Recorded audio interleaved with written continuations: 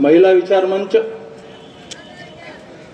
आजच्या कार्यक्रमाच्या अध्यक्षा माननीय मीनाक्षीताई गव्हाळे, उद्घाटक माननीय मीनाताई भागवतकर, प्रमुख पाहुणे advocate Bhaurao Gangasagar, doctor Harish Tambekar, doctor Meenakshi Savalkar, प्राध्यापक सुनीता खोले, माननीय चंद्रशेखरजी लहाळगे, माननीय रमेशजी पिंपळखेडे, कमलताई खंडारे, मंचावर इतर उपस्थित सर्व मान्यवर व माझ्या समोर बसलेले सर्व मान्यवर.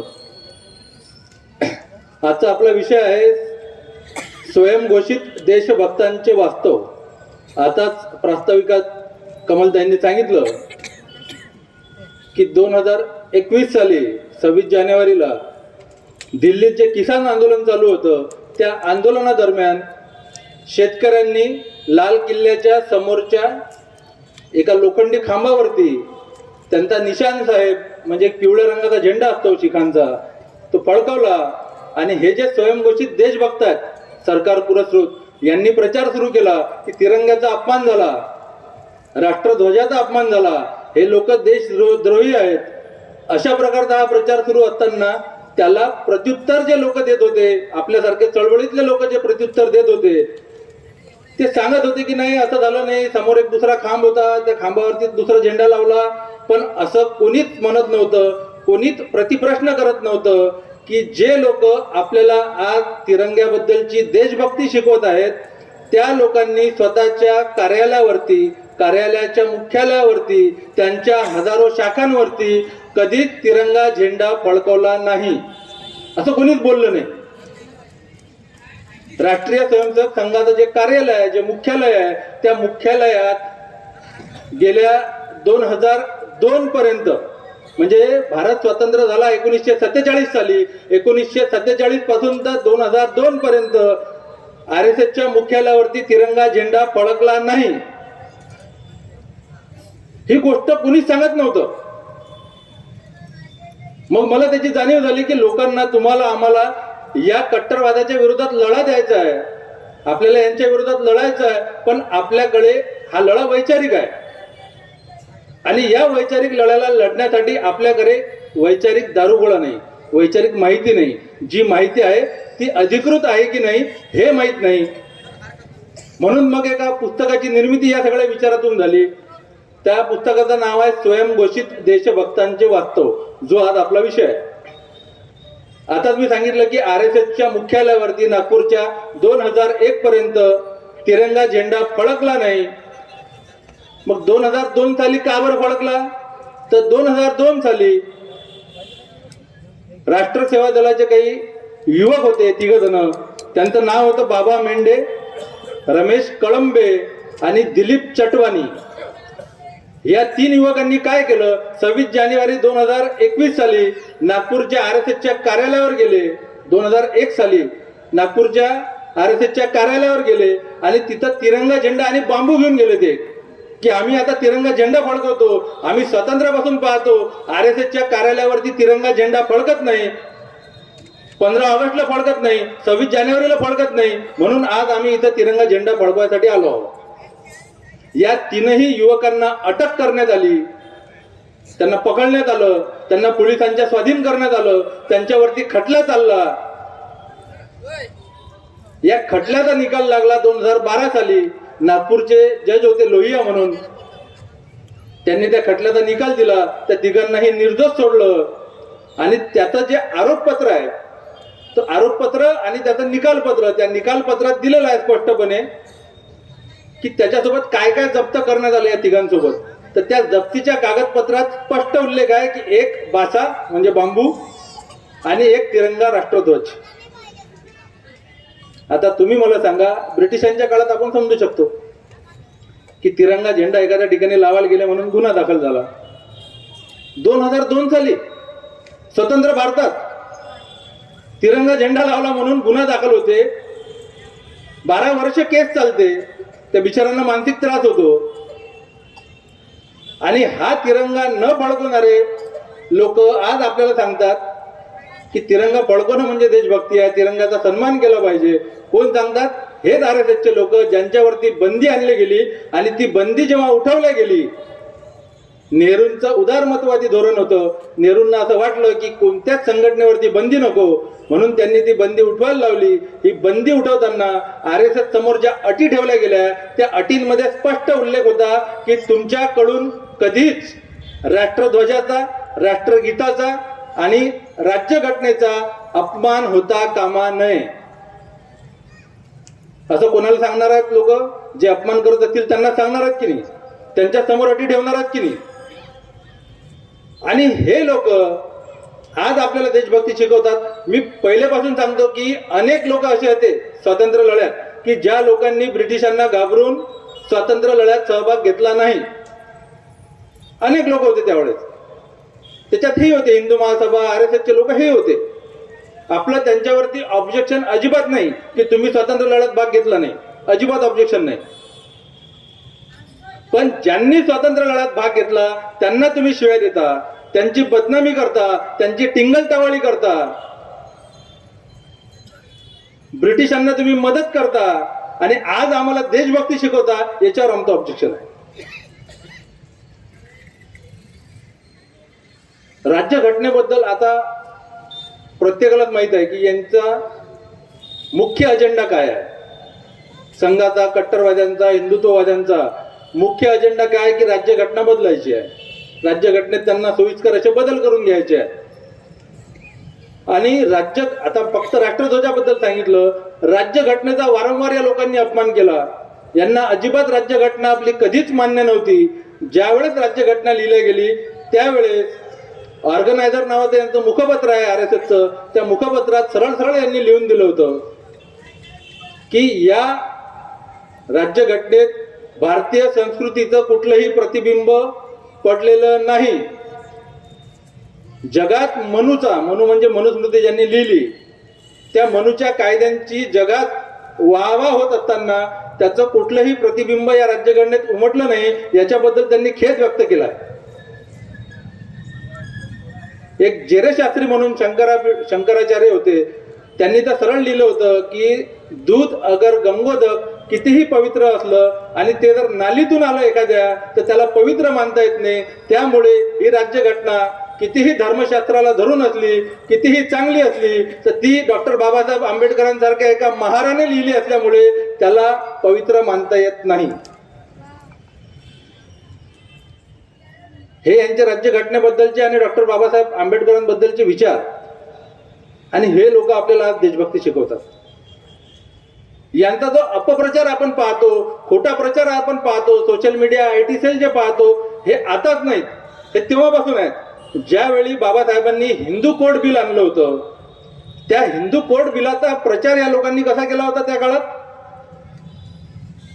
की हिंदू कोड बिल हे इंग्रजीमध्ये बाबासाहेबांनी यासाठी छापलं आहे की या हिंदू कोड बिलात सख्या भावाचं आणि बहिणीच्या विवाहाचं प्रावधान आहे, म्हणून हे हिंदीत आणि उर्दूमध्ये छापलं नाही, हे फक्त इंग्रजीत छापलं. असा खोटा प्रचार केला या लोकांनी. आणि डॉक्टर बाबासाहेब आंबेडकरांना 10,000 प्रती हिंदीमध्ये आणि उर्दूमध्ये छापावं लागलं हिंदू कोड बिलाच्या.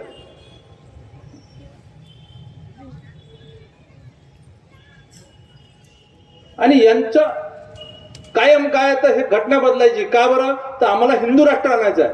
बरं ठीक आहे, हिंदू राष्ट्र आणा तुम्ही. हिंदू राष्ट्र म्हणजे काय नेमकं आणायचं आहे तुम्हाला एकदा स्पष्ट सांगा. एक तरतुदी अशा लिहा की ह्या ह्या तरतुदी आम्हाला पाहिजेत आणि त्या लोकांच्या स्वाधीन करा. लोकांना विचार करू द्या की हा आम्हाला हिंदू राष्ट्र स्वीकार आहे की नाही. हिंदू राष्ट्राची संकल्पना, त्याचे छुपे अजेंडे हे लोक कधीच जाहीर सांगत नाहीत, कारण त्यांनाही हे माहीत आहे की आमचे जे काही स्वयंसेवक आहेत, आमचे जे काही कार्यकर्ते आहेत आज, त्यांना जर हिंदू राष्ट्राची खरी संकल्पना माहीत झाली तर ते आमची साथ कधीच देणार नाहीत, आम्हाला सोडून जातील. हिंदू राष्ट्र म्हणजे नेमकं काय पाहिजे सांगा ना. घटना बदलायची, आम्ही घटना बदलायला तयार आहोत, कबूल आहे, घटना बदलून टाकू. डॉक्टर बाबासाहेब आंबेडकरांनी आम्हाला घटनेत जे काही दिलं आहे त्याच्यापेक्षा जास्त काय देणार आहात तुम्ही हे आम्हाला सांगा. आम्ही घटना बदलायला तयार आहोत. अरे जास्तीचं देण्याचं सोडा, जे आहेत अधिकार तेही काढून घेणार आहेत हे लोक, ते काढून घेण्याच्या मागे लागले आहेत हे लोक. आणि हिंदू राष्ट्र म्हणजे काय मला सांगा.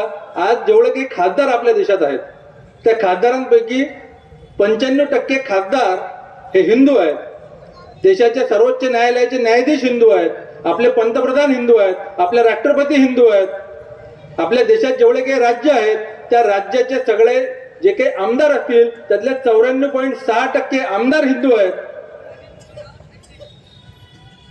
सैन्याचे जे काही आपले प्रमुख आहेत ते हिंदू आहेत. आणखी कोणतं हिंदू राष्ट्र पाहिजे दुसरं तुम्हाला? हे अजिबात हिंदू राष्ट्राची संकल्पना आपल्या समोर मांडत नाहीत. त्यांचे काय काय तरतुदी यांना हवे आहेत हे अजिबात मांडत नाहीत. याची आपल्याला हळूहळू आता चुणूक आपल्याला लागली आहे की ज्या ज्या गोष्टी या लोकांना पाहिजे आहेत घटनेत. घटना ज्यावेळेस निर्माण झाली, ज्या दिवशी 26 जानेवारी 1950 रोजी जी घटना लागू झाली त्याच्या नेमक्या दुसऱ्याच दिवशी म्हणजे 27 जानेवारी 2050 रोजी या लोकांनी निदर्शने केली हिंदू महासभेने की ही घटना आम्हाला मान्य नाही.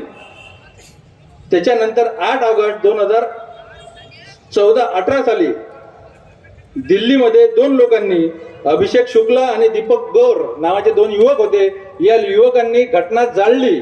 2018 साली दिल्लीत मध्ये जंतर मंतर या ठिकाणी घटना जाळली. तिथं आंबेडकर मुर्दाबाद आणि घटना जलाओ देश बचाओ, संविधान जलाओ देश बचाओ अशा घोषणा दिल्या त्या ठिकाणी. त्या युवकांना फक्त अटक करण्यात आली, त्यानंतर त्यांना सोडून देण्यात आलं. त्यांच्यावरती कोणतीच ठोस कारवाई झाली नाही.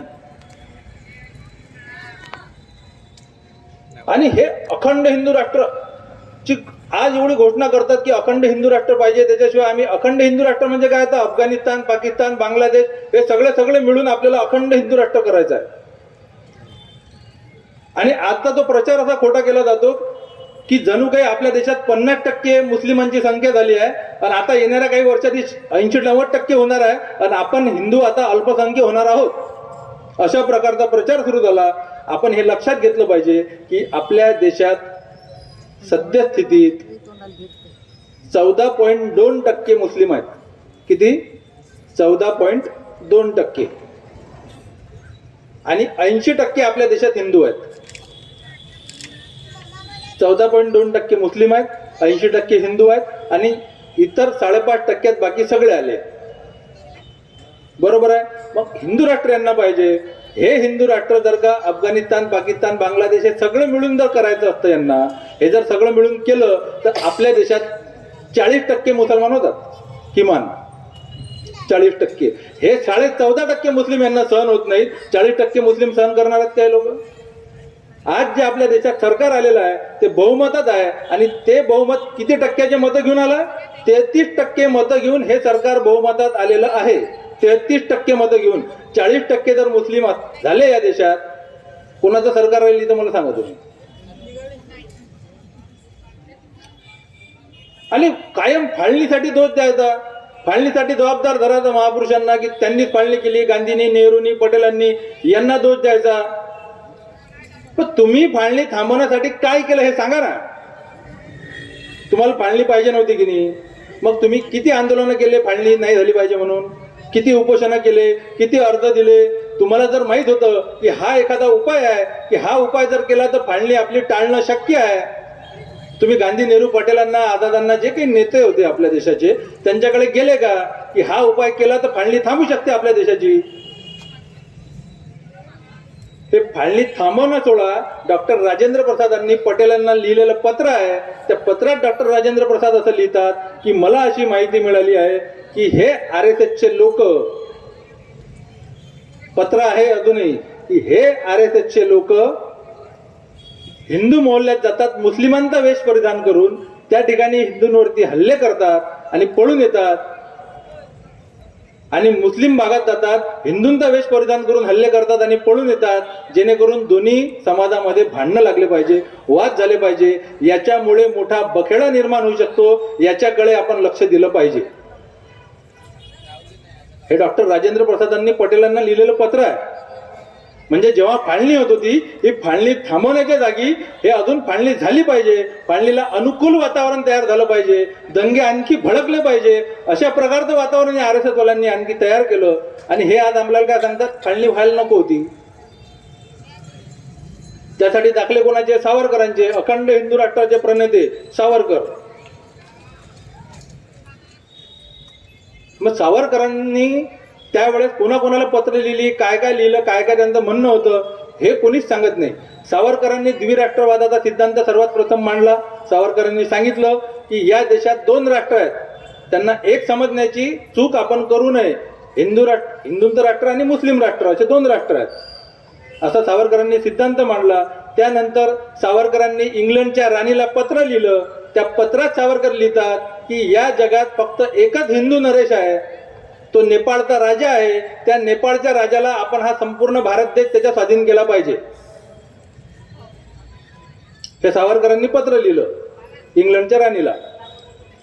ज्यावेळेस त्रिवेंद्रम म्हणजे आजचं केरळ, या केरळ राज्याच्या दिवाणाने जेव्हा स्वतःचं आम्ही या स्वतंत्र भारतात, अखंड भारतात सामील होणार नाही, आम्ही आमचं स्वतंत्र हिंदू राष्ट्र घोषित करतो अशी घोषणा केली, त्यावेळेस सावरकरांनी त्यांना अभिनंदनाचं पत्र लिहिलं आणि त्यांना लिहिलं की मी तुमचं अभिनंदन करतो की तुम्ही या भारतात सामील झाले नाही, तुम्ही स्वतःचं स्वतंत्र राष्ट्र घोषित केलं.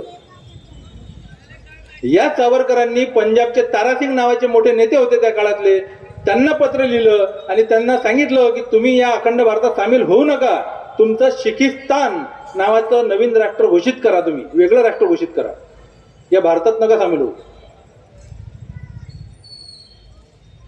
आणि त्यांचा दाखला देऊन आपल्याला काय सांगितलं जाते, अखंड हिंदू राष्ट्र पाहिजे होतं. ज्या लोकांनी तुकडे पाहिजे होते, ज्यांनी तुकडे पडले पाहिजे त्याच्यासाठी प्रयत्न केले, त्या लोकांना अखंड हिंदू राष्ट्र पाहिजे. हे त्याही वेळी दंगली घडत होते, हे आताही दंगली घडवत आहेत.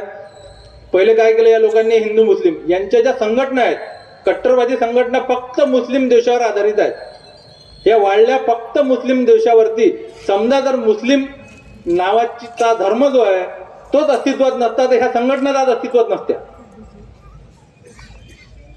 यांनी पहिले हिंदू मुस्लिम संघर्ष घडून आणला देशात, त्यानंतर प्रांतात संघर्ष घडून आणला, त्यानंतर भाजप समर्थक आणि भाजप विरोधक असे दोन भाग पाडले. याच्यानंतर आता मराठा आणि ओबीसी असे दोन भांडून दिले, एकमेकासोबत लावून दिले. आणि मराठा आणि ओबीसी असे एकमेकासोबत भांडत आहेत, जसं मराठ्यांचं आरक्षण ओबीसीमुळे थांबलं आणि ओबीसीचं आरक्षण मराठ्यांमुळे थांबलं. सरकार नावाचा घटकच त्याच्यातून गायब झाला, सरकार विरोधात कोणीच बोलून नाही राहिलं. आता धनगर आणि आदिवासी वाद सुरू करून दिला. जेवढे वाद घालता येतील, जेवढे तुकडे पाळता येतील तेवढे तुकडे पाळण्याचे प्रयत्न या सरकारद्वारे कंटिन्यू चालू आहेत. आणि आपण दुर्दैवानं म्हणा, आपण सगळे लोक त्या प्रचाराला बळी पडतोय.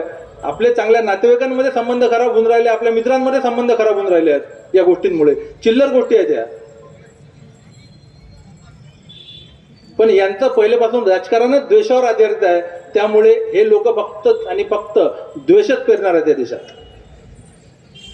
राष्ट्रगीताबद्दल हे सांगतात, राष्ट्रगीत असं म्हटलं पाहिजे. भाई वैद्य नावाचे जुने राष्ट्र सेवा दलाचे कार्यकर्ते त्यांनी स्पष्टपणे लिहिलं की आम्ही जेव्हा आमच्या राष्ट्र सेवा दलाच्या शाखांमध्ये जायचो, आमच्या शाखा भरायच्या, तिथं आम्ही तिरंगा ध्वज फडकवायचो आणि वंदे मातरम जे आहे ते गाणं आम्ही म्हणायचो, राष्ट्रगीत म्हणून ते स्वातंत्र्यपूर्व आम्ही म्हणायचो 1943 साली. त्यावेळेस हेच RSSचे लोक तिथं यायचे आणि वंदे मातरम खिसे कातरम असे या गाण्याची टिंगल टवाळी करायचे हे लोक. हे भाई वैद्यांनी लिहून ठेवलाय. आणि आता हेच लोक जबरदस्ती वंदे मातरम म्हणायला लावतात, पूर्ण म्हणायला लावतात. ते एवढं लांबलचक गाणं, एवढं कठीण गाणं, पण हे आता अनेक ठिकाणी ते गाणं म्हणतात स्वतः आणि ते गाणं वाजवतात स्वतः. म्हणजे राष्ट्रगीताला विरोध, राष्ट्रध्वजाला विरोध, राज्यघटनेला विरोध. आणि हे म्हणतात आम्ही देशभक्त आहोत. देशभक्तीची नवीनच व्याख्या यांनी काढली की जे सरकारचे समर्थक आहेत ते देशभक्त आहेत, ते धर्मभक्त आहेत, आणि जे सरकारचे विरोधक आहेत ते सगळेच्या सगळे देशद्रोही आहेत. आताच मी तुम्हाला सांगितलं की या देशात 80% हिंदू आहे, 14.5% मुसलमान आहे, 5.5% बाकी सगळे आले. मग या देशात जर का 1200 रुपये सिलेंडर झालं तर त्याचा फटका कोणाला बसून राहिला सगळ्यात जास्त? 80% हिंदूला बसून राहिला की नाही. 110 रुपये लिटर पेट्रोल झालं, त्याचा फटका कोणाला बसतोय सगळ्यात जास्त? हिंदूंना बसतोय की नाही.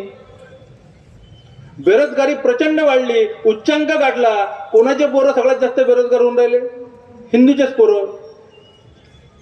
दिल्लीत महिला पैलवान उपोषणाला बसल्या. कोण आहेत त्या? हिंदूच्याच पोरी आहेत. महिलांवरती बलात्कार होऊन राहिले, इथं त्यांच्या नग्न धिंडी निघून राहिल्या आपल्या देशात. कोणत्या महिला आहेत सगळ्यात जास्त त्याच्यात? हिंदूच महिला आहेत. असे हिंदूंचे हाल मोगलांच्या काळात नव्हते. एवढे हाल तुम्ही करताय आणि वरून तुम्ही सांगता की आम्ही हिंदुत्ववादी. अनेकांना माहित नसेल, राम मंदिर हा मुद्दा आहे, हिंदूंच्या अतिशय जिव्हाळ्याचा विषय. आणि प्रत्येकाकडून या लोकांनी काय केलं? राम मंदिरासाठी पैसे घेतले. रिक्षावाला असेल साधा, त्याच्याकडूनही 50 रुपये घेतले त्या लोकांनी. कोण 1000 दिले, 5000 दिले, 10,000 दिले असतील, लाख दिले असतील. लोकांकडून लोकवर्गणीतून हे राम मंदिर तयार होत आहे तिथं. तो हिंदूंच्या जिव्हाळ्याचा, भावनेचा विषय आहे. या राम मंदिराच्या बांधकामात आणि जमिनीच्या खरेदीत प्रचंड मोठे घोटाळे चालू आहेत. याकडे हिंदूंचं अजिबात लक्ष नाही. म्हणजे घोटाळे अनेक आहेत, त्यातला एकच घोटाळा मी तुम्हाला सांगतो, तुम्ही लक्ष देऊ नये का? एक कुसुम पाठक नावाची महिला आहे. त्या कुसुम पाठक नावाच्या महिलेने एक जमिनीचा तुकडा 2 लोकांना विकला. सुलतान अन्सारी आणि राजेश तिवारी अशा 2 लोकांना कुसुम पाठक नावाच्या महिलेने एक जमिनीचा तुकडा 2.5 कोटी रुपयात विकला. कधी विकला? समजा आजची तारीख धरू आपण. आजच्या तारखेत 7:10 त्या महिलेने एक जमिनीचा तुकडा दोघांना 2.5 कोटी रुपयात विकला. तोच जमिनीचा तुकडा सुलतान अन्सारी आणि राजेश तिवारी या दोघांकडून राम मंदिर जन्मभूमी ट्रस्टने 7:15 फक्त 5 मिनिटाच्या नंतर 18.5 कोटी रुपयात विकत घेतला. 5 मिनिटाच्या आधी जो जमिनीचा तुकडा 2.5 कोटीचा होता, तो 5 मिनिटानंतर राम जन्मभूमी ट्रस्टने कितीत घेतला? 18.5 कोटी रुपयात विकत घेतला. या दोन्हीच्या दोन्ही खरेद्या मी पुस्तकात छापल्या द्या. आणि ह्या दोन्हीही खरेद्या घेऊन आम आदमी पक्षाचे खासदार संजय सिंग हे संसदेत जातात. त्यांनी दोन्ही खरेद्या दाखवल्या की हा काय भ्रष्टाचार लावला, हा हिंदूंच्या भावनांशी, पैशांची खेळ आहे, याची चौकशी व्हावी अशी त्यांनी मागणी केली. आणि या मागणीच्या 2 ते 3 महिन्याच्या आतमध्ये या संजय सिंगांवरती भ्रष्टाचाराचे आरोप लागले आणि त्यांना आता तुरुंगात टाकला.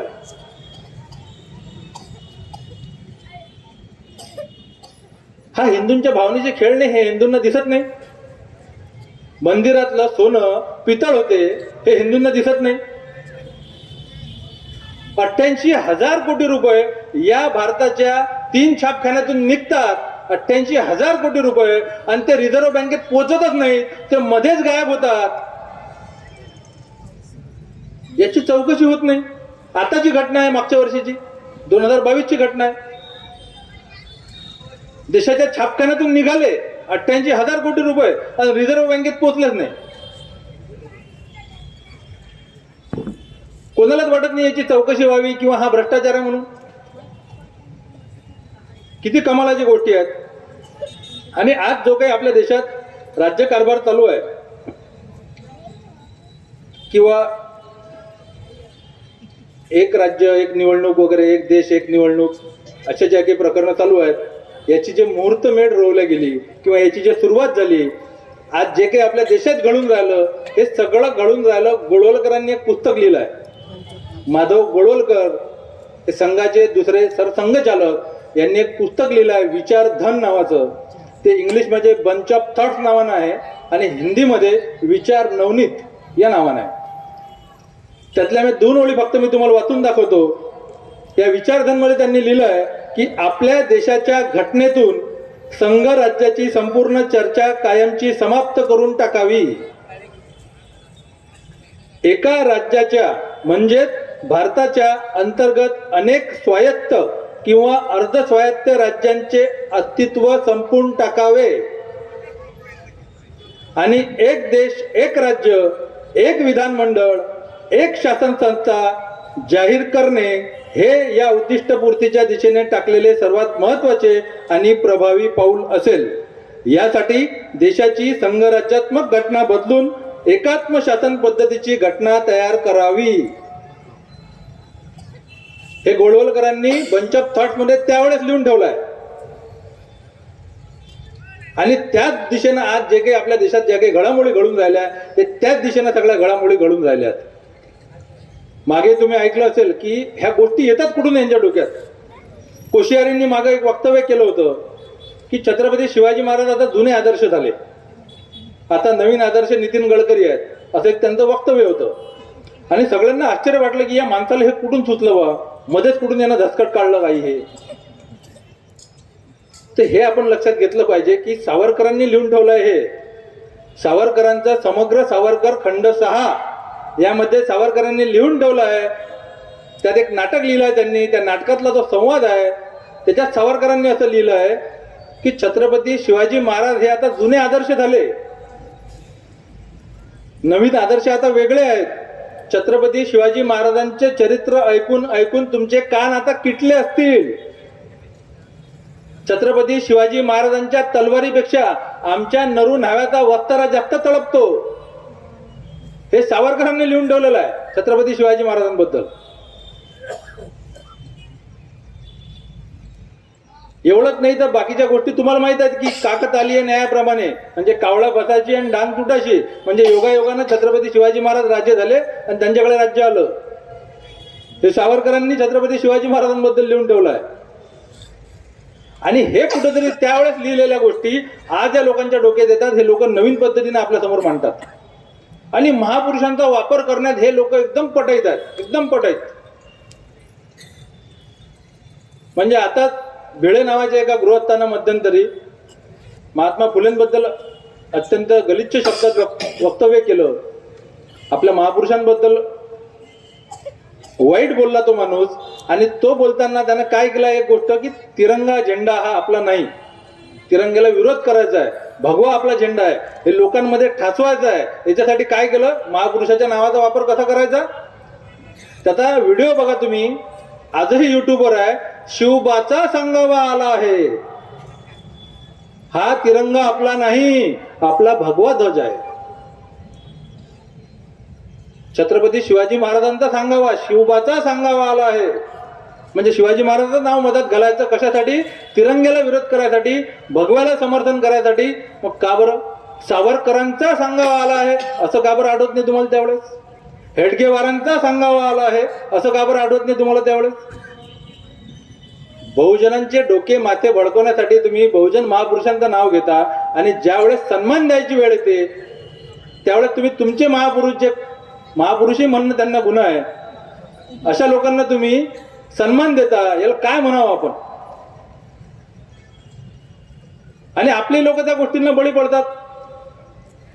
म्हणजे महात्मा ज्योतिराव फुलेंबद्दल असे अपशब्द काढल्यानंतर त्यांचे आपल्या विदर्भातल्या 3-4 जिल्ह्यांमध्ये सुरळीत कार्यक्रम पार पडले भिडेंचे. हे आपल्यासाठी लाजिरवाणी गोष्ट आहे. मी आमच्या अकोल्यात कार्यक्रम असताना मी स्वतः जाऊन तिथं उभा राहिलो. त्याचा कार्यक्रम संपेपर्यंत त्याच्या बाहेर उभा होतो मी मंडपाच्या आतमध्ये. त्या लोकांनी कोणाला जाऊ दिलं नाही. तिथं 2 पुस्तकं मी त्यांना भेट दिली. तिथं बाहेर निघाल्यावर त्या गर्दीत घुसून सत्यशोधक महात्मा ज्योतिबा फुले आणि माझं मजबूतीकरण महात्मा गांधी दोन्ही पुस्तकं मी भेट दिली त्यांना. मला माहित आहे ते काही डोक्यात फरक पडणार नाही, ते वाचणारही नाही आहेत. पण आपण आपलं काम केलं पाहिजे, आपण आपली जबाबदारी पार पाडली पाहिजे. या कठीण काळात प्रत्येकानंच आपली जबाबदारी पार पडली पाहिजे. हे लोक फक्त माथे भडकवण्याचं काम करतात. प्रत्येकाबद्दल यांची भूमिका अशी वाईट. स्वातंत्र्य लढ्याबद्दल तर एवढं सांगतात हे लोक. ब्रिटिशांच्या विरोधात या लोकांनी कधी आंदोलन केलं नाही, कधी उपोषण केलं नाही, एक शब्द कधी ब्रिटिशांच्या विरोधात हे लोक बोलले नाही. कायम ब्रिटिशांची चाकरी केली आणि तो न्यूनगंड त्यांच्या मनात आहे की आम्ही हे काहीच केलं नाही. म्हणून त्यांना स्वातंत्र्य लढ्याशी संबंधित कोणतीच गोष्ट नको आहे. त्यांना संसद भवनही नको आहे जुनं. त्यांना अमर जवान ज्योत, भारत पाकिस्तान युद्धात जो काही आपला विजय झाला तो सुद्धा नको आहे. ती अमर जवान ज्योत त्यांनी बदलली, संसद भवन त्यांनी बदललं, गांधींचे आश्रम म्हणून तिथं थीम पार्क करून राहिले आहेत. जालियनवाला बाग हत्याकांड जिथं झालं अमृतसरला, त्या जालियनवाला बागचंही त्यांनी थीम पार्क करून टाकलाय. तिथं हसऱ्या सरदारजी सरदारनीचे कटआउट लावले आहेत तिथं. कारण स्वातंत्र्य लढ्याशी संबंधित कोणतीच गोष्ट त्यांना नको, कारण ते स्वातंत्र्य लढ्यातच नव्हते. जेव्हा 15 ऑगस्ट 26 जानेवारीचं नाव निघते, जेव्हा ते उत्सव साजरे केले जातात, तेव्हा यांना मनात त्यांच्या गिल्ट निर्माण होतो की आपण याच्यात नव्हतो, आपण याच्यात कुठंच नव्हतो. आणि 8 जून 1942ला गोळवलकर एका भाषणात असं सांगतात आपल्या, की देशाच्या आजच्या अवस्थेला ब्रिटिशांना जबाबदार धरणं अजिबात योग्य नाही. म्हणजे जे देशावर आपलं पारतंत्र्यच आपला देश आहे, गुलामीत आपला देश आहे, त्याच्यासाठी इंग्रजांना अजिबात जबाबदार धरता कामा नये. कारण तो निसर्गाचा नियम आहे की मोठा मासा हा छोट्या मासाला खातच असतो. म्हणजे इंग्रजांच्या विरोधात लढायचं कामच नाही, त्यांना दोषही नका देऊ, की दोषही देऊ नका की त्यांच्यामुळे आपण गुलामीत आहोत, अशी यांची स्वातंत्र्य लढ्यातली भूमिका. आणि हे स्वयंघोषित देशभक्त आज आपल्याला काय करतात, देशभक्ती शिकवतात. सशस्त्र क्रांतिकारकांबद्दल यांची हीच भूमिका कायम राहिली. भगतसिंगांची फाशी थांबवली नाही म्हणून गांधींना, नेहरूंना, तत्कालीन सरकारला दोषी धरायचं. पण आम्ही काय केलं, म्हणजे RSSनं, हिंदू महासभेनं, या लोकांनी काय केलं त्यावेळेस भगतसिंगांची फाशी थांबवण्यासाठी, हे अजिबात हे लोक सांगत नाहीत. भगतसिंगांना फाशी जाहीर झाल्यापासून भगतसिंगांना फाशी देईपर्यंत या लोकांनी तोंडातून एक शब्द काढला नाही. कारण की ब्रिटिशांच्या काळ्या यादीत आमचं नाव येईल, ब्लॅकलिस्ट मध्ये जाऊ आम्ही, ब्रिटिशांचा रोष नको आमच्यावरती. म्हणून भगतसिंगांची फाशी थांबवण्यासाठी यांनी कोणतं आंदोलन केलं नाही, उपोषण केलं नाही, एखादं साधं निवेदन दिलं नाही. निवेदन जाऊ द्या, पण भगतसिंगांना फाशी दिल्यानंतर हे वाईट झालं एवढंही म्हटलं नाही, एवढी म्हणायची हिंमत नाही. आणि ते लोक आज आपल्याला काय विचारतात, त्यावेळेसच्या महापुरुषांनी काय केलं भगतसिंगाची फाशी थांबवण्यासाठी. गांधींनी तर प्रचंड प्रयत्न केले, 6 पत्र लिहिले ब्रिटिश गव्हर्नमेंटला भगतसिंगाची फाशी थांबावी म्हणून, लॉर्ड इर्विन सोबत भांडले. आणि भगतसिंगांनी तर स्वतः सांगून ठेवलाय, प्राणनाथ मेहता त्यांचे जे कार्यालयीन सचिव होते, त्यांचे न्यायालयीन सल्लागार होते, तर प्राणनाथ मेहतांना भगतसिंगांनी सांगितलं होतं की पंडित जवाहरलाल नेहरू आणि सुभाषचंद्र बोस या दोघांनाही धन्यवाद सांगा की त्यांनी माझ्या खटल्यात जातीनं लक्ष दिलं. नेहरू तर तुरुंगात जाऊन भेटून आले भगतसिंगांना, पण यांच्यापैकी तुरुंगात जाऊन भेटून येणं सोडा, त्यांची फाशी थांबू द्या याच्यासाठी निवेदनही या लोकांनी दिलं नाही. आणि हे लोक आज भगतसिंगांची काळजी करतात, काळजी दाखवतात. आता भगतसिंगांचा विषय निघाला म्हणून सांगतो की भगतसिंग ज्यावेळेस तुरुंगात होते त्यावेळेस, आताच मी सांगितलं की त्यांचे कायदेविषयक सल्लागार प्राणनाथ मेहता यांनी भगतसिंगांना एक विषय काढला त्यांच्याकडे की आपण एक माफीचा अर्ज करू, एक क्षमा मागू ब्रिटिश गव्हर्नमेंटला की आमची माफी, एक फाशी जी आहे ती माफ करा आणि जन्मठेपेत किंवा ती शिक्षा सौम्य करा म्हणून. तर सोबतचे राजगुरू आणि सुखदेव दोघे भडकले, दोघांनी सांगितलं की अरे हे काय लावलं तुम्ही, काय बोलताय. पण भगतसिंग शांतपणे पाहत राहिले. भगतसिंग बोलले की जा तुम्ही एक अर्ज लिहून आणा, तुम्हाला कसं पाहिजे. प्राणनाथ मेहतांनी अर्ज लिहून आणला. अर्ज लिहून आणल्यानंतर भगतसिंग त्यांना म्हणतात तो अर्ज तुमच्याच जवळ राहू द्या. यांनी स्वतःच्या खिशातून अर्ज काढला आणि त्यांच्या हाती दिला की हा अर्ज घ्या, हा वाचा. जेव्हा प्राणनाथ मेहतांनी तो अर्ज वाचला, तो अर्ज कुणाला लिहिला होता, लाहोर सेंट्रल जेलच्या जेलरच्या मार्फत त्यांनी पंजाबच्या गव्हर्नरला पत्र लिहिलं होतं. त्यात लिहिलं होतं की आम्हाला अजिबात माफी नको, आम्हाला युद्ध कैदी समजावं आणि फाशीच्या जागी आम्हाला बंदुकीच्या गोळ्यांनी उडवण्यात यावं. हे होते भगतसिंग. भगतसिंगांची इच्छा नव्हती स्वतःची की मला माझी फाशी रद्द झाली पाहिजे. आणि म्हणजे तिथं म्हणून राहिले लोक स्वतः. जेव्हा वडिलांनी त्यांचा अर्ज केला, एक अर्ज केला होता भगतसिंगांच्या वडिलांनी, तेव्हा कडक शब्दात भगतसिंगांनी खडसावलं होतं की अजिबात त्याच्यानंतर अशी चुकी करू नका, मला विचारल्याशिवाय असं कोणतंच पाऊल उचलू नका, मला अजिबात माफी नको. पण आज असे क्रांतिकारक ज्यांनी ब्रिटिश गव्हर्नमेंटचा त्रास सहन केला, अंदमानचा ज्या तो जेल होता, सेल्युलर जेल, त्या तुरुंगामध्ये ते लोक म्हणजे त्रास सहन करत करत ज्यांना सहन होत नाही त्यांनी आत्महत्या केल्या. अनेक लोक तिथं मेले, त्यांनी माफी मागितली नाही. त्या लोकांचं नाव न घेता अंदमानच्या विमानतळाला विनायक दामोदर सावरकरांचं नाव देण्यात येते. ही किती लाजिरवाणी गोष्ट आहे मला सांगा. एकच माणूस ज्यांना माफी मागितली त्याचंच नाव द्यायचं तिथं. बाकी कोणी एवढे लोक, हजारो लोक तिथं मेले सेल्युलर जेलमध्ये, कोणाचंच नाव नाही. आणि सावरकरांचं नाव घेतलं की बऱ्याच लोकांचं काय, तुम्ही ब्राह्मणांच्या विरोधात बोलता, तुम्ही हिंदूंच्या विरोधात बोलता. सावरकरांचं नाव घेतल्यानंतर हे नेहमी सांगितलं जातं. मी थोडीशी तुम्हाला माहिती अतिरिक्त देऊ ही इच्छितो की सावरकरांना शिक्षा कशासाठी झाली होती. एक जॅक्सन नावाचे ब्रिटिश अधिकारी, त्यांना कर्वे, देशपांडे आणि अनंत कान्हेरे नावाच्या 3 युवकांनी मारलं. ते मारण्यासाठी जे पिस्तूल आलं होतं, ते पिस्तूल सावरकरांनी लंडनवरून पाठवलं होतं, आणून दिलं नव्हतं, पाठवलं होतं. ते एका मुस्लिम अधिकाऱ्यांना आणलं, मुस्लिम व्यक्तीनं आणून दिलं होतं. आणि त्या पिस्तुलानं अनंत कान्हेरेंनी जॅक्सन नावाच्या अधिकाऱ्याचा खून केला. तर त्याच्यासाठी 25 वर्ष आणि त्या एका जहाजातून उडी मारली, पळून जाण्याचा प्रयत्न केला म्हणून 25 वर्ष, अशी 50 वर्षाची त्यांना शिक्षा झाली. बरोबर आहे. आता मला एक गोष्ट सांगा की या ठिकाणी आपण बसलेले आहोत, या ठिकाणी एखादा साप निघाला मोठा आणि सगळीकडे कोलाहल झाला, अरे साप निघाला, साप निघाला, मारा मारा, काळी आणा, काळी आणा. आणि इथं विलासभाऊ काळे आहेत, विलासभाऊ काळे धावत गेले, त्यांनी काळी आणली, काळी आणून माझ्या हातात दिली आणि मी तो साप मारला. आता याच्यात तुम्ही शूरवीर कोणाला म्हणाल. ज्यानं काळीनं साप मारला त्याला की ज्यानं काळी आणून दिली त्याला. स्वातंत्र्यवीर कोणाला म्हणाल तुम्ही. अनंत कान्हेरे, कर्वे, देशपांडे 3 जण ब्राह्मण होते. त्या ब्राह्मणांबद्दल तुम्ही भारतरत्न त्यांना भेटला पाहिजे म्हणून तुम्ही म्हणत नाही, त्यांना स्वातंत्र्यवीर तुम्ही म्हणत नाही. पण ज्या माणसानं लंडनमध्ये एका मार्गारेट लॉरेन्स नावाच्या महिलेवरती बलात्काराचा प्रयत्न केला, त्या बलात्काराच्या प्रयत्नात 4 महिन्याची शिक्षा भोगली, त्या माणसासाठी तुम्ही भारतरत्न मागता. हा भारतरत्न पुरस्काराचा अपमान नाही का. कोणासाठी मागितलं पाहिजे भारतरत्न पुरस्कार, कोणाला स्वातंत्र्यवीर म्हटलं पाहिजे. आपण काहीतरी तारतम्य आपण ठेवलं पाहिजे. त्याच व्यक्तीला महापुरुष बनवण्याचा, स्वातंत्र्यवीर बनवण्याचा घाट का. 60 रुपये पेन्शन घेतली, मरेपर्यंत पेन्शन घेतली. ज्या 3 गोष्टी ब्रिटिशांना लिहून दिल्या माफीनाम्यात, 60 रुपये पेन्शन कशासाठी होती. 3 गोष्टींना विरोध करण्यासाठी. मुस्लिमांना विरोध करायचा, गांधीला विरोध करायचा आणि काँग्रेसला विरोध करायचा. या 3ही गोष्टी त्यांनी मरेपर्यंत पाळल्या, सावरकरांनी मरेपर्यंत पाळल्या.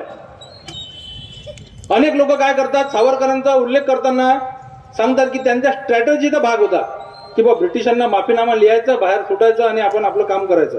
आणि त्याच्यासाठी निर्लज्जपणे छत्रपती शिवाजी महाराजांचा दाखला देतात की शिवाजी महाराजांनी सुद्धा काही तह केले होते.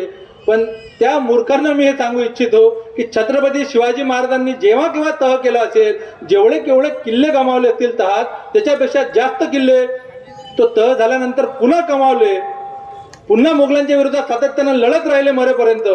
आणि सावरकर जेव्हा सुटून आले बाहेर, त्या माफीनाम्यात लिहून दिलेला शब्द सावरकरांनी पाळला. ब्रिटिशांना जे काही लिहून दिलं होतं ते मरेपर्यंत पाळलं.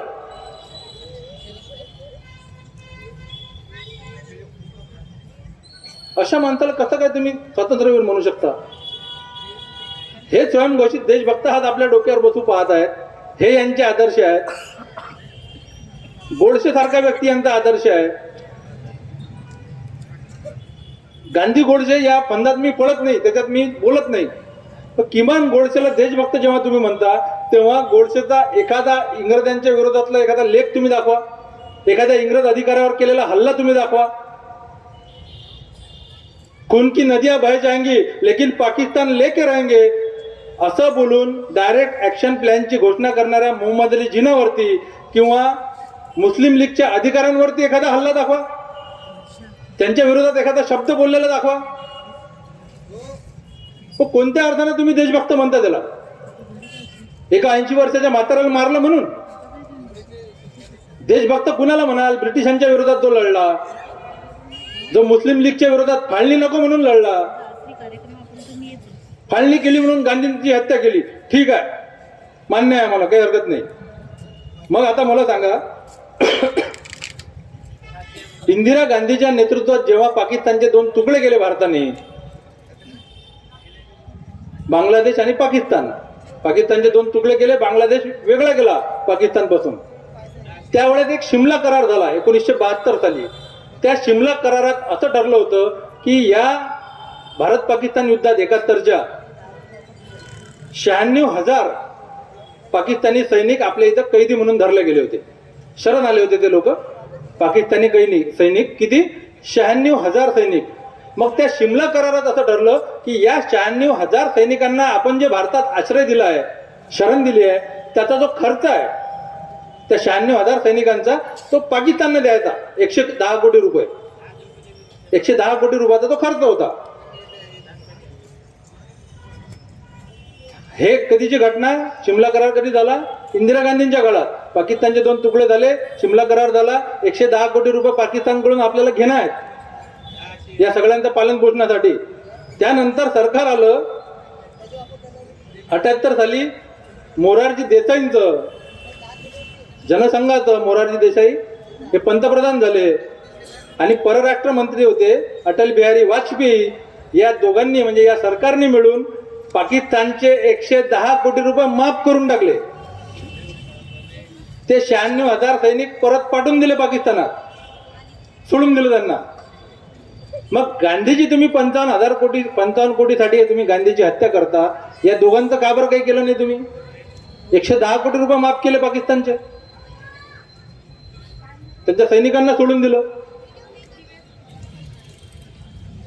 अटल बिहारी वाजपेयींबद्दल अनेक आरोप आहेत, अनेक आरोप.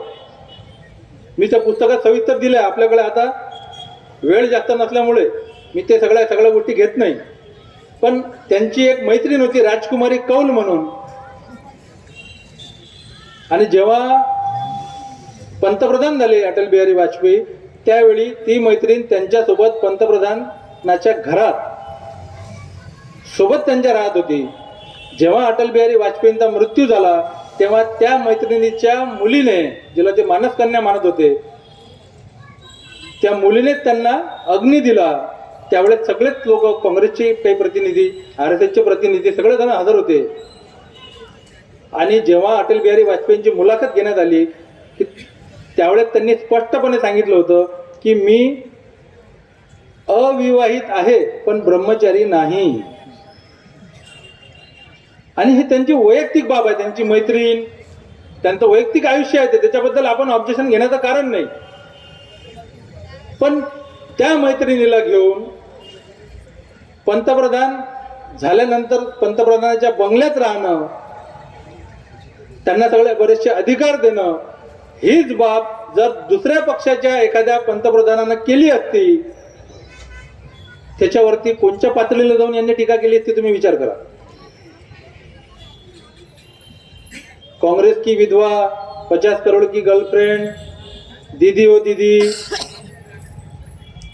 भिकारतोड सुप्रिया सुळे, बायल्या उद्धव ठाकरे, कुठं आहे तो नाना पटोल्या, असे शब्द राजकारणात कधी ऐकले तुम्ही? एवढं वर्ष माझ्यापेक्षा सिनियर मंडळी समोर बसलेले आहेत. तुम्ही सांगा की राजकारणाची पातळी एवढी खालावली होती कधी? गढूळ करून टाकला. सामाजिक वातावरण तर गढूळ केलंच आहे, राजकारण सुद्धा गढूळ करून ठेवला या सरकारने, या लोकांनी.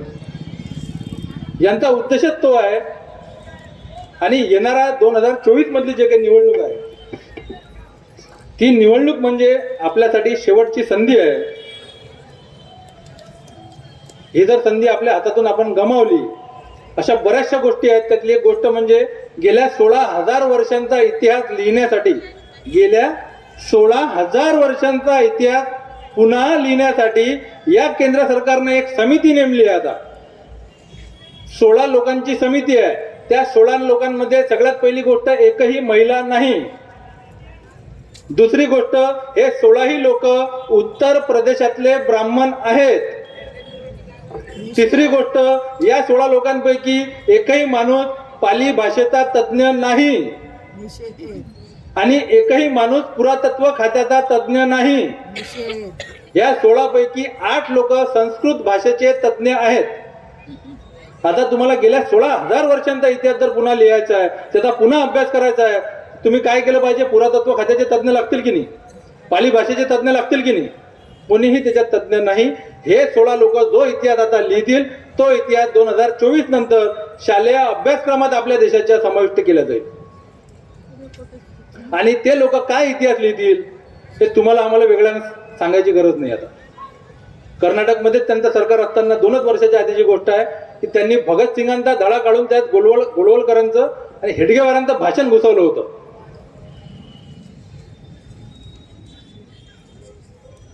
आणि हे लोक, मी नेहमी सांगतो की हे लोक काय करतात, हे लोक प्रतिमा खूप मोठ्या करतात आणि विचार मातीत घालतात ते आपल्या डोळ्यासमोर. आणि आपण लोक असे आहोत की आपण प्रतिमेच्या प्रचंड प्रेमात असतो. आपल्याला प्रतिमा महत्वाची असते. म्हणजे सरदार पटेलांचा मोठा पुतळा उभा केला, सांगितलं सरदार पटेल आमचा अभिमान आहे, 3,000 कोटी रुपयाचा पुतळा एवढा मोठा उभा केला आम्ही. आणि काय केलं, सरदार पटेलांच्या नावानं जे स्टेडियम होतं त्या स्टेडियमचं नाव बदललं आणि त्याला काय केलं, नरेंद्र मोदी स्टेडियम केलं.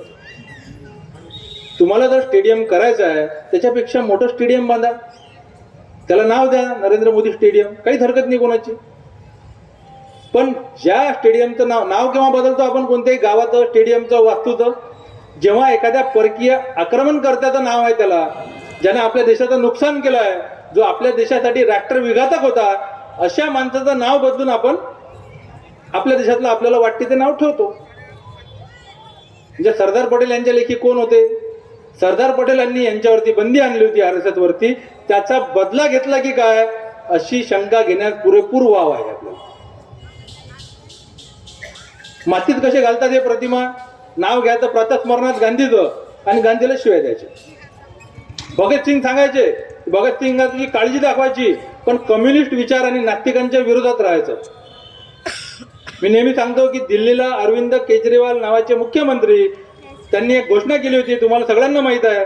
त्या घोषणा अशी होती की आजपासून सरकारी कार्यालयातले सगळे फोटो काढून टाकणार आणि फक्त 2 फोटो राहणार, सरदार भगतसिंगांचा आणि डॉक्टर बाबासाहेब आंबेडकरांचा. खुश सगळे, आपण सगळे कम्युनिस्ट खुश, भगतसिंगांचा फोटो लागणार. सगळे आंबेडकरी चळवळीतले, परिवर्तनवादी चळवळीतले लोक खुश, डॉक्टर बाबासाहेब आंबेडकरांचा फोटो लागणार. त्या घटनेच्या 1 महिन्याच्या आतमध्ये त्याच केजरीवालांचं स्टेटमेंट होतं की नोटेवरती आता महालक्ष्मीचा फोटो असला पाहिजे.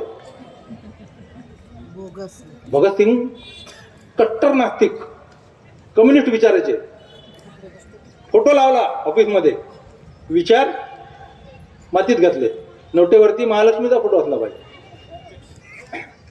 फोटो लावला डॉक्टर बाबासाहेब आंबेडकरांचा मागे प्रत्येक कार्यालयात. आणि काय केलं, त्यांचाच एक मंत्री एका दिल्लीच्या कार्यक्रमात गेला आणि त्या मंत्र्यानं 22 प्रतिज्ञा म्हटल्या स्टेजवरून, म्हणून ऑब्जेक्शन घेतलं भाजपानं आणि अरविंद केजरीवालांनी त्यांना मंत्रिमंडळातून हाकलून दिलं. तर 22 प्रतिज्ञा म्हणणं गुन्हा आहे का? स्टेजवरून 22 प्रतिज्ञा म्हटल्या म्हणून हाकलून दिलं मंत्रिमंडळातून, पण बाबासाहेबांचा फोटो लावला तिकडे, आपण खुश. प्रतिमा मोठ्या करायच्या आणि विचार मातीत घालायचे, हे यांचं पहिल्यापासूनचं धोरण आहे. आणि आपण फक्त प्रतिमेच्या प्रेमात आहोत. आताही आपण हे स्मृती पर्व घेतलं, याच्यासोबतच विद्रोही साहित्य संमेलन होते किंवा असे कार्यक्रम होतात, अनेक कार्यक्रम होतात. आणि तुमच्यापैकी बरेच लोक चळवळीतले असल्यामुळे मला असं वाटतं की हे मी इथं बोललं पाहिजे की आपल्याला ज्या लोकांमध्ये परिवर्तन घडवून आणायचं आहे, तुम्हाला मी हे सांगतोय, तुमच्यासाठी नवीन माहिती आहे, काही गोष्टी तुम्हाला माहीत आहेत, तर तुम्ही आपल्या विचाराचे आहात.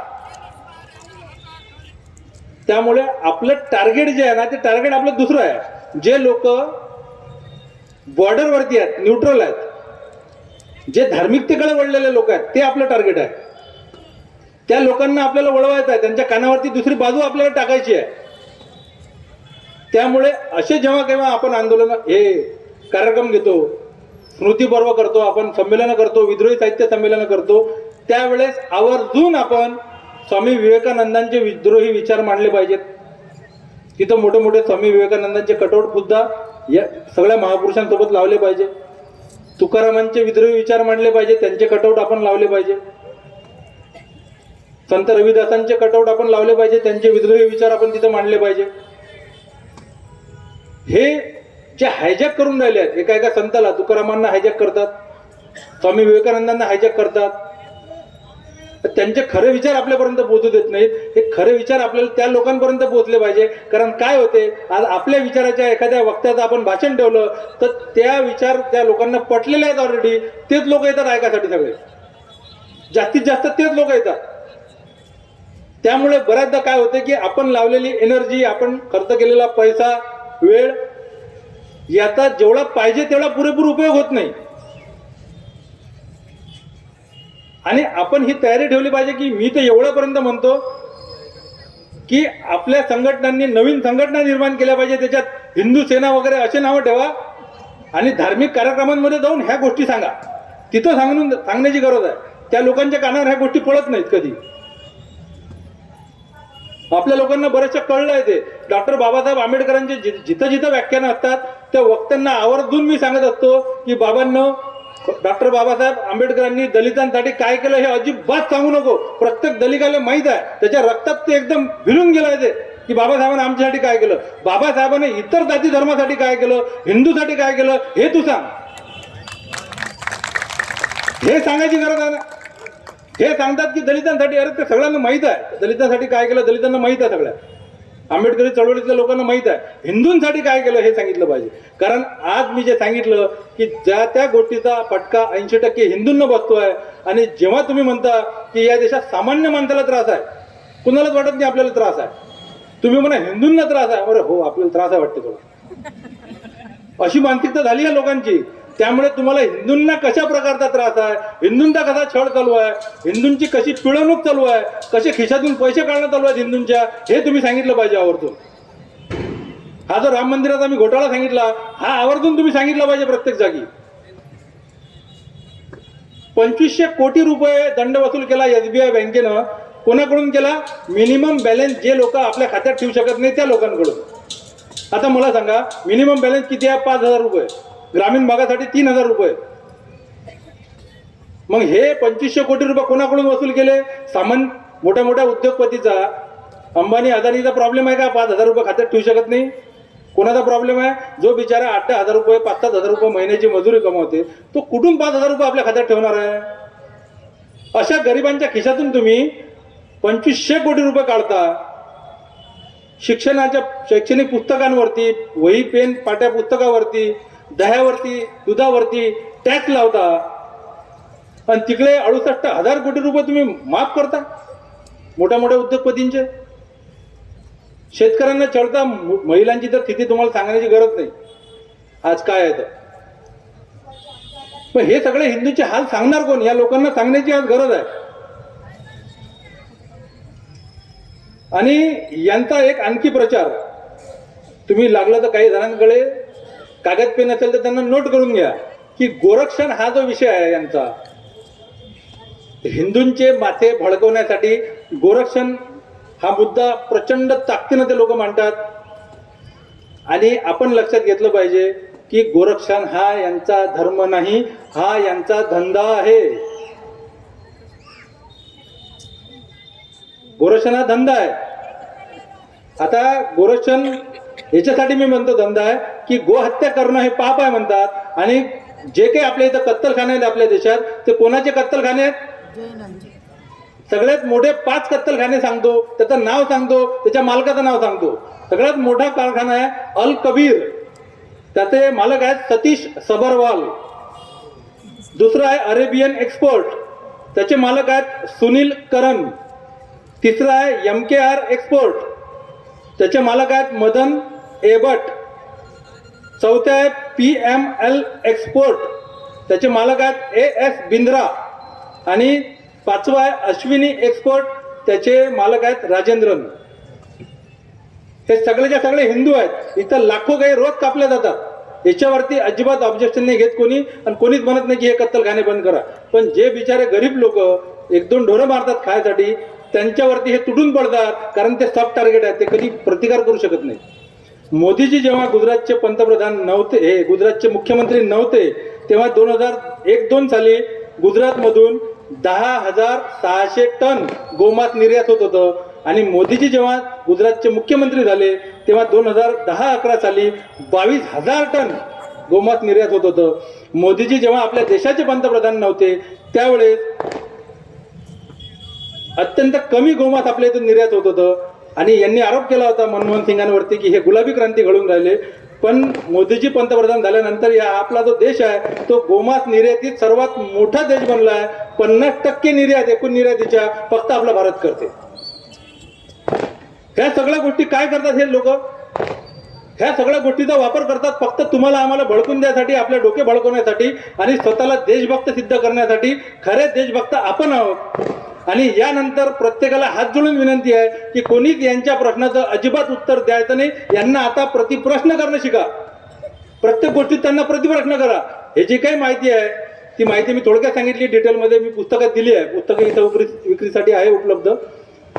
ते पुस्तकात मी यासाठी लिहिलं की तुम्हाला आम्हाला वैचारिक लढा द्यायचा आहे, आपल्याकडे माहिती नाही, पण ते पुस्तक वाचल्यानंतर यांच्या प्रत्येक प्रश्नाचं उत्तर तुम्हाला मिळालं पाहिजे.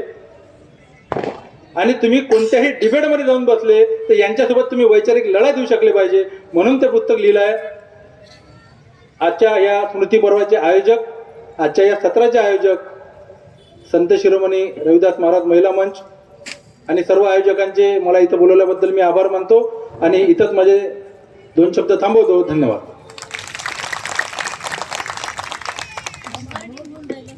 धन्यवाद.